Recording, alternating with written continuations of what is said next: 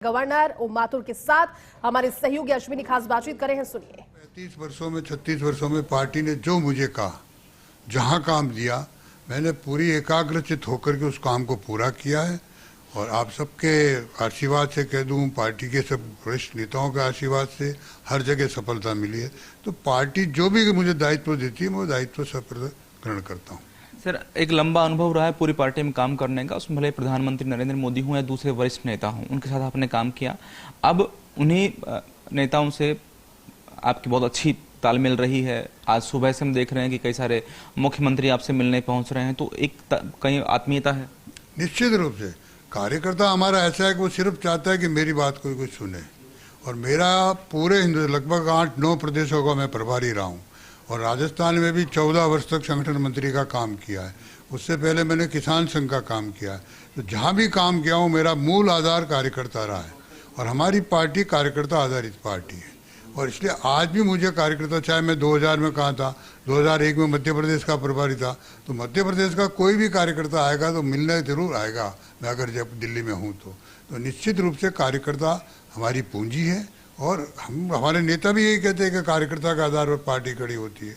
तो कार्यकर्ताओं के आधार पर ही, और जो मुझे काम दिया पार्टी ने, छोटा दिया, बड़ा दिया, एक सीट का दिया, बड़े प्रांत का दिया, छोटे प्रांत का दिया, अभी मैं यूपी का रहा, महाराष्ट्र का रहा, मध्य प्रदेश का रहा, और मुझे छत्तीसगढ़ दे दिया था। तो मैं छत्तीसगढ़ भी ताकत से गया और वहाँ भी प्रभु की कृपा से और पार्टी के लीडर्स की कृपा से वहाँ भी जीता। कौन सा जादू आप करते हैं जिस स्टेट में गए आप जीत के लाए? देखिए, कोई जादू नहीं है। कुल मिलाकर के कार्यकर्ता का आधार मान करके उस क्षेत्र को भौगोलिक और सोशली दोनों तरफ से समझ करके जब हम ठीक ढंग से काम करेंगे तो सफलता मिलती है। कई बार हमारी चूक हो जाती है, हम क्योंकि भी इस समय राजनीति शुद्ध रूप से सोशल इक्वेशन के आधार पर आई है और भौगोलिक इक्वेशन भी है। तो उस इक्वेशन को ध्यान में रख करके हम निर्णय करें तो निश्चित रूप से सफलता मिलती है। 2003 में भी जब मध्य प्रदेश के चुनाव हुए, 10 साल से दिग्विजय सिंह जी थे, भारतीय जनता पार्टी की सरकार बनी, वहाँ भारतीय सीएम बनी। महाराष्ट्र में कहा जब हम 35 साल से छोटे भाई थे, लेकिन महाराष्ट्र में भी बड़े भाई बन के उभरे। तो कुल मिलाकर के कार्यकर्ता के संभाल, उनसे संवाद और उस क्षेत्र का सोशल और भौगोलिक एक जानकारी करके निर्णय करना। सर, अब संगठन के तौर पर अगर कहें तो कौन सी चुनौतियां भाजपा को लगती हैं? पिछले लोकसभा चुनाव में मनमाफी परिणाम नहीं आए, तो कुछ चुनौतियां ऐसी हैं जिनसे अब निपटना होगा। देखिए, भारतीय जनता पार्टी हर चुनाव को ही नहीं, हर काम को चुनौती मान के चलता है। और भारतीय जनता पार्टी खाली चुनाव या कोई व्यवस्था देख के काम नहीं करती है। वो एक काम निपटती दूसरे काम को चुनौती मान के लेती है और उस चुनौती के आधार पर ही, जिस भारतीय जनता पार्टी में हम दो और हमारे दो का नारा लगता था, जमानत अगर बच जाती तो हम मिठाई बांटते थे, वो आज इतनी बड़ी दुनिया की सबसे बड़ी पार्टी बनी है। तो उसी आधार पर बनी है कि हमने नीचे तक काम किया है और हमारे कार्यकर्ता को सदैव सक्रिय रहने का कहा है। आज अगर राजस्थान में काम हो रहा है, भजन लाल जी को मुख्यमंत्री बनाया, कैसा आपको काम लगता है? क्योंकि आज ये मुख्यमंत्री परिषद बैठक उनके राजस्थान की 13 तारीख को जो वृद्ध सम्मेलन में था उसमें गया था और मुख्यमंत्री जी का मैंने पूरा वक्तव्य सुना है, उन्होंने जो बोला और जिस प्रकार से उन्होंने अपना बजट को कार्यकर्ताओं के बीच में रखा है, मैं मानता हूं कि अगर उस बजट की लाइन पे वो जिस प्रकार के चले और अब तक जो उन्होंने चुनाव से पहले संकल्प लिए थे, जो पूरे किए हैं और डंके की चोट के साथ पूरे किए, मैं मानता हूं कि बहुत अच्छी तरह से एक सफल सरकार 7 महीने 8 महीने हुए होंगे, उसमें बहुत अच्छी तरह से सरकार आगे बढ़ रही है। और निश्चित रूप से जो पिछले 5 वर्षों में राजस्थान पिछड़ा था, वो राजस्थान आने वाले 4 सालों में लगातार वापस एक विकसित प्रदेश के रूप में उभरेगा। विकसित भारत भी 2047 तक का एक सपना है, प्रधानमंत्री कह रहे हैं, भाजपा का भी एक सपना है। क्या लगता है कि 2047 तक विकसित हो जाएगा भारत? देखिए, भारतीय जनता पार्टी अपने में सीमित होकर नहीं रहती।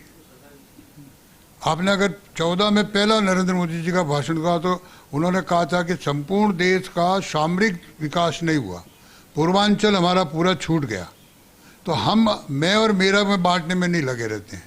हम संपूर्ण देश विकसित हो, और जिस प्रकार से भी देश आगे बढ़ रहा है और जिस तरह से हमारी आर्थिक स्थिति बड़ी, इंफ्रास्ट्रक्चर बढ़ा है, तो निश्चित रूप से आने वाले समय में जो प्रधानमंत्री जी ने लक्ष्य दिया है, उस लक्ष्य में हम निश्चित रूप से दुनिया का नंबर 1 देश बनेंगे। सर, एक छोटी सी और बात है कि आपका कार्यकर्ता है, आपका समर्थक ही चाहता था पहले तो कि आप मुख्यमंत्री बन जाएं, फिर उसने ये सोचा, एक नाम चला कि आप राष्ट्रीय अध्यक्ष बनने वाले हैं। देखिए, कार्यकर्ता की सोच अपने दायरे में रहती है और स्वाभाविक रूप से इतने वर्षों से काम तो उसके मन में भावना रहती है। लेकिन हमारी पार्टी जो पार्टी का सेंट्रल पार्लियामेंट बोर्ड निर्णय करता है, जो लीडरशिप निर्णय करती है, उसके अनुसार चलती है। तो पार्टी ने अभी मुझे सिक्किम जाने के लिए कहा है, मैं सिक्किम जाऊंगा, वहाँ काम करूंगा और निश्चित रूप से ये जो चर्चा चलती है ये स्वाभाविक रीति से आ जाती है। अब इतने वर्षों से सार्वजनिक जीवन में काम कर रहा हूँ लगातार, तो हर एक का मन में लगती है, लेकिन बनेगा तो एक ही, और वो निर्णय सेंट्रल पार्लियामेंट बोर्ड। आपका भी कैसा मन कभी ऐसा रहा कि अगर मेरा कभी कहीं ऐसा मन नहीं रहा है। मैं आज इतने लंबे साल से काम कर रहा हूँ और कई प्रकार की चीज़ें देखी है मैंने, और कहीं तो मेरे न तो मन पे न मस्तिष्क पे न मेरे दिमाग पे इन चीज़ों का असर होने वाला है। मैंने सदैव अपने आप को कार्यकर्ता के रूप में रखा है और इसीलिए आज स्वस्थ रूप से मैं बैठा हूँ आपके सामने। आप अब 30 जुलाई को सिक्किम जा रहे हैं, सिक्किम को लेकर किस तरह देखते हैं आप, क्या वहाँ नई चीजें कैसे? देखिए, एक तो उन्होंने बहुत अच्छा उदाहरण दिया कि देश में पहला ऐसा प्रदेश है जो पूरा प्रदेश ऑर्गेनिक है, ये बहुत बड़ी बात है। और जिस प्रकार से वहाँ सरकार चल रही है तो ऐतिहासिक है, लेकिन मैं पहली बार जा रहा हूँ तो वहाँ जाके देखूंगा क्या है, उसके बाद ही कुछ निर्णय करूंगा। सरकार के साथ तारतम्य अच्छा करके विकसित प्रदेश कैसे बने, इस पर जोर निश्चित रूप से वो करूंगा ना, बात करूंगा, लेकिन अभी जाके चर्चा करने के बाद ही। हाँ सर, 30 तारीख को ओम माथुर सिक्किम जाएंगे, राज्यपाल का पदभार ग्रहण करेंगे। वो कहते हैं कि वो एक कार्यकर्ता थे, कार्यकर्ता की तरह सोचते हैं, पार्लियामेंट्री बोर्ड जो तय करता है उन फैसलों को स्वीकार करने वाले पक्के कार्यकर्ता हैं, इसलिए अब स्वस्थ हैं और अब वो राज्यपाल की जिम्मेदारी निभाएंगे। कैमरामैन मुकेश के साथ Ashwini Yadav, first India news, Delhi.